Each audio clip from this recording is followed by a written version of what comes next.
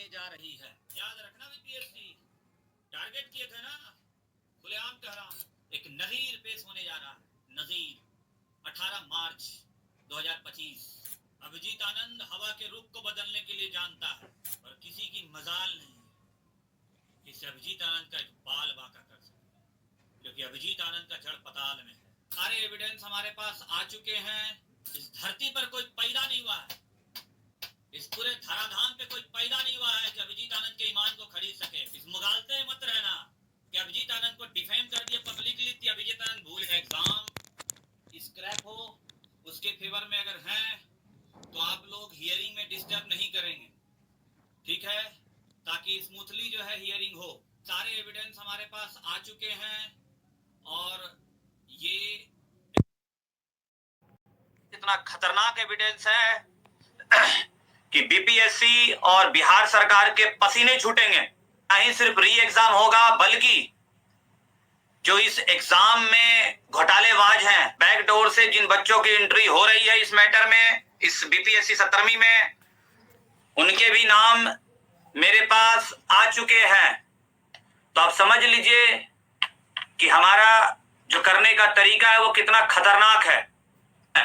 आने वाले कई सालों तक याद रखेंगे। एक नजीर पेश होने जा रहा है, नजीर 18 मार्च 2025। समझ गए? अभी मैं चूंकि यहां पर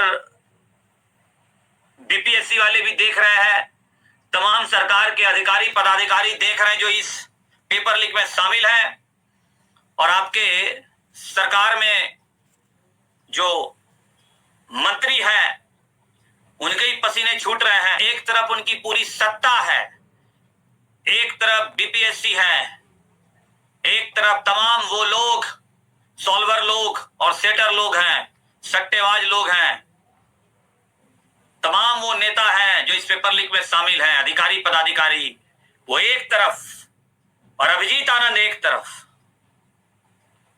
अभिजीत आनंद को नहीं रोक पाओगे, याद रखना। 18 मार्च का जो आर्गुमेंट होगा वो 7 तारीख के आर्गुमेंट से 1000 गुना और पुलिस और खतरनाक आर्गुमेंट होगा।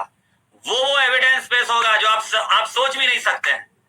7 तारीख को एक कोचिंग सेंटर का इन्वॉल्वमेंट के बारे में मैंने उजागर किया, अलॉन्ग विद एविडेंस। एकदम अपने मनोबल को हाई रखिए, क्योंकि इसमें अभिजीत आनंद है।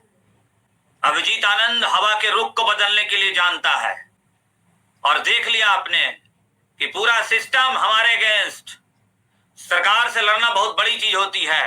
वो सरकार जिनकी सत्ता केंद्र में है, केंद्र मतलब नई दिल्ली, और उसी नई दिल्ली में मैं ही बैठा हूं, और किसी की मजाल नहीं है कि इसे अभिजीत आनंद का एक बाल बांका कर सके, क्योंकि अभिजीत आनंद का जड़ पताल में है।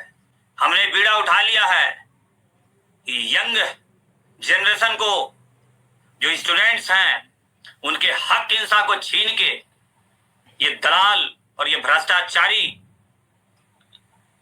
इनको अब बेनकाब करना है, इनको जेल के सलाखों के पीछे पहुंचाना है। लड़ाई बहुत लंबी है, बहुत डिफिकल्ट है, लेकिन मुझे मजा आता है। सामने वाला अगर दुश्मन बहुत ताकतवर हो तो मुझे उनसे लड़ने में और मजा आता है, बहुत मजा आता है। और मैं चाहता हूं कि इससे भी कोई खतरनाक दुश्मन हो। दुश्मनी तो है, अगर वो स्टूडेंट के दुश्मन हैं तो हमारे भी तो दुश्मन हैं, क्योंकि हम तो स्टूडेंट के लिए तो लड़ रहे हैं।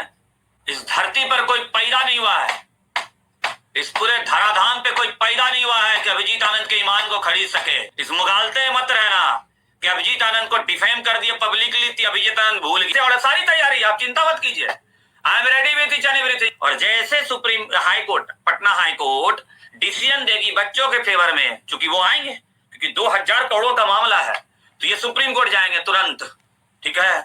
तो हमारा सुप्रीम कोर्ट वो फाइल करने के पहले मेरा कैविएट फाइल हो चुका हो। याद रखना, बीपीएससी टारगेट किए थे ना, खुलेआम कह रहा हूं, टारगेट कर लेना। अभिजीत आनंद को कोई फर्क नहीं पड़ता है। अभिजीत आनंद जो है ना, चट्टान है, चट्टान।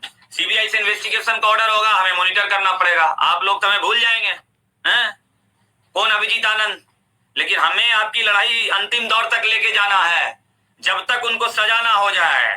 क्रिमिनल केस रजिस्टर्ड होगा सीबीआई के द्वारा, इन्वेस्टिगेशन होगा, लेके अधिकारी बन के भूल भी जाएंगे।